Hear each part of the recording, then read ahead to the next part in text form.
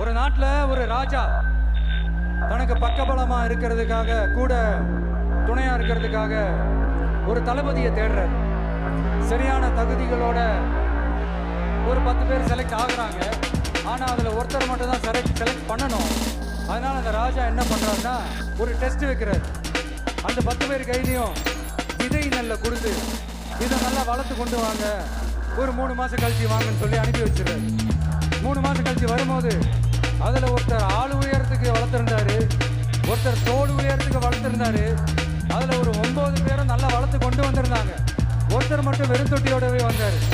என்னன்னு கேட்டதுக்கு, நானும் தண்ணி ஊத்தி ஊத்தி பாக்குறேன், உரம் வச்சு பாக்குறேன், வளரவே மாட்டேங்குது ராஜா, என்ன பண்றதுன்னு தெரியலன்னு சொன்னதுக்கு ராஜா அவரை கட்டி அணைச்சிக்கிட்டு, இனிமே நீதான் என்னுடைய தளபதி, எல்லா அதிகாரமும் உனக்குதான் சொன்னாரு. ஏன்னா அந்த 10 பேர் கையிலையும் ராஜா கொடுத்தது அதிட்ட விதை நெல். அது முளைக்கவே முளைக்காது. அந்த 9 திருட்டு பயலும் என்ன பண்ணிருக்காங்கன்னா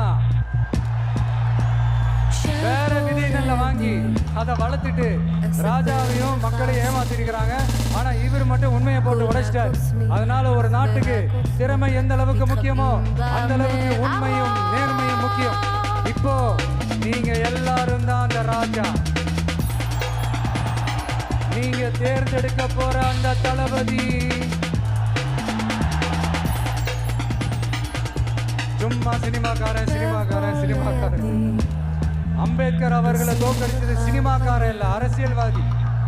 காமராஜர் அவர்களை தோற்கடிச்சது இங்க விருதுநகர் பகுதியில தோற்கடிச்சது சினிமாக்காரன் இல்ல, இன்னொரு அரசியல்வாதி. இன்னைக்கு நம்ம கூட வாழ்ந்துட்டு இருக்கிற நல்ல கண்ணு ஐயாவை தோற்கடிச்சது சினிமாக்காரன் இல்ல, அரசியல்வாதி. இப்படிப்பட்ட நல்ல நல்ல தலைவர்களை எதிர்த்து நின்று தோற்கடிக்கணும்னு அந்த எண்ணத்தை உருவாக்குனது சினிமாக்காரன் இல்ல, அரசியல்வாதி. அதனால எல்லா அரசியல்வாதியும் அறிவாளியும் கிடையாது, எல்லா சினிமாக்காரனும் முட்டா